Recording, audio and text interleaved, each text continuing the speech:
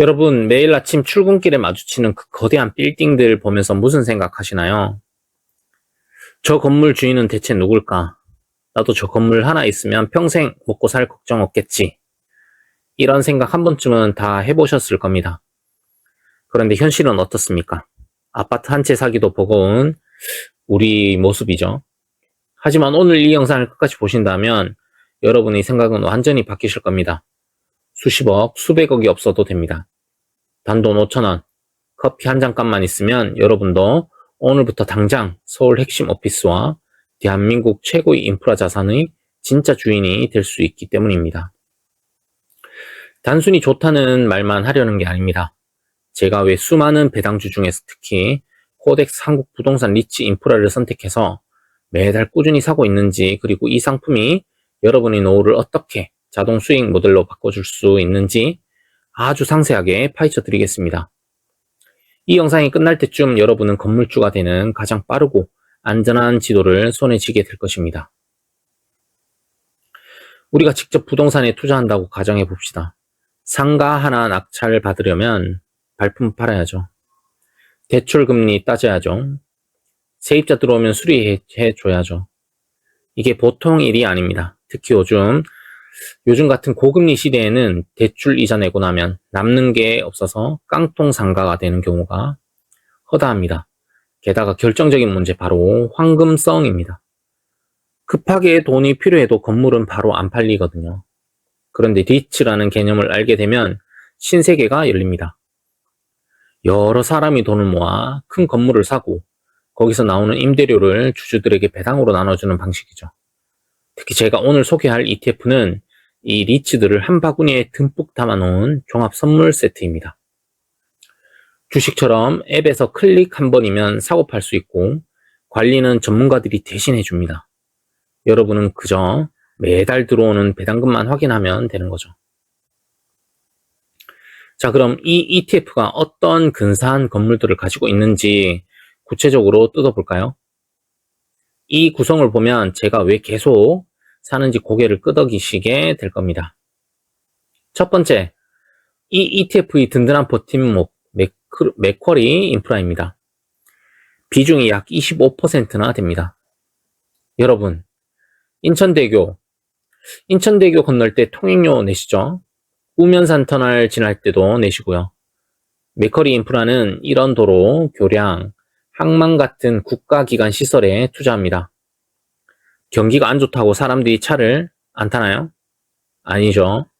나라가 망하지 않는 한 통행료 수입은 꼬박꼬박 들어옵니다. 가장 강력한 경제적 혜자를 가진 자산입니다. 두 번째, 대한민국 대기업 사옥들의 주인입니다. SK리츠 약 12%가 포함되어 있죠. SK그룹의 심장인 종로 서린빌딩, 분양가만 해도 어마어마한 SK U타워 등을 보유하고 있습니다. 임차인이 누굽니까? 바로 SK그룹 계열사들입니다. 임대료 밀릴 걱정이 전혀 없다는 뜻이죠. 그리고 신한 알파리츠 6에서 7% 비중입니다. 판교의 랜드마크 크래프톤 타워, 용산의 GFC 빌딩 같은 핵심 오피스를 가졌습니다.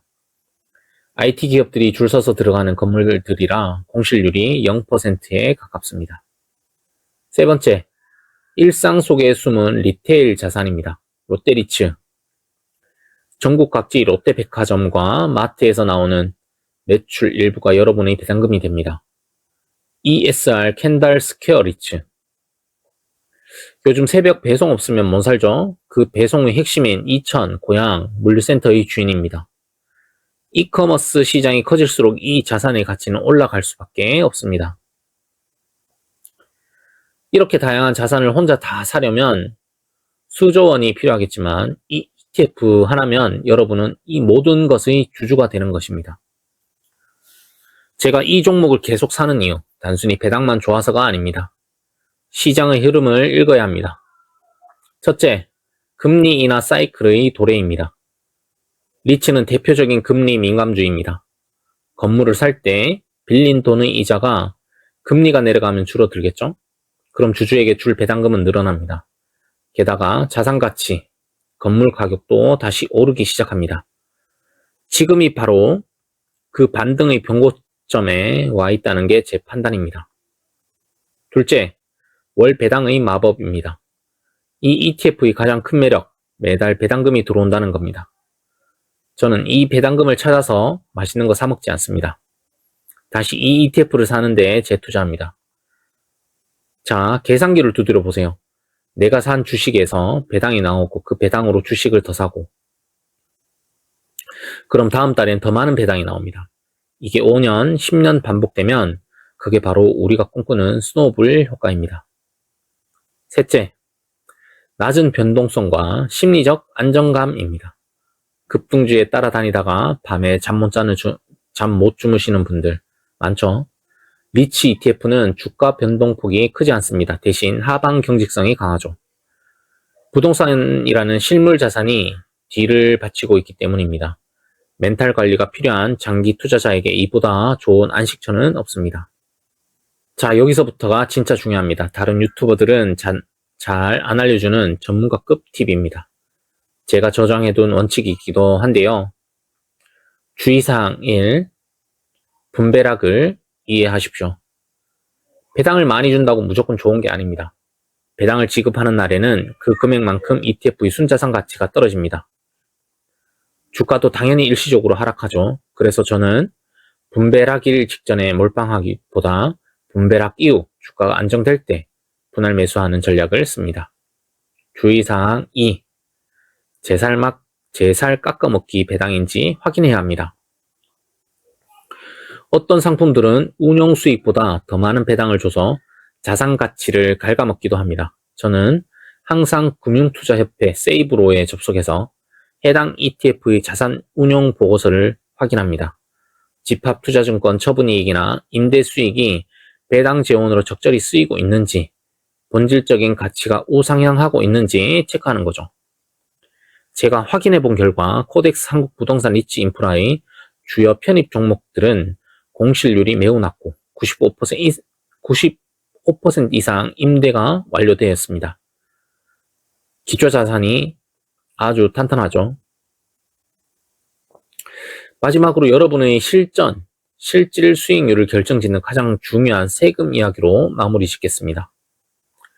똑같은 수익을 내도 세금으로 다 떼이면 억울하죠.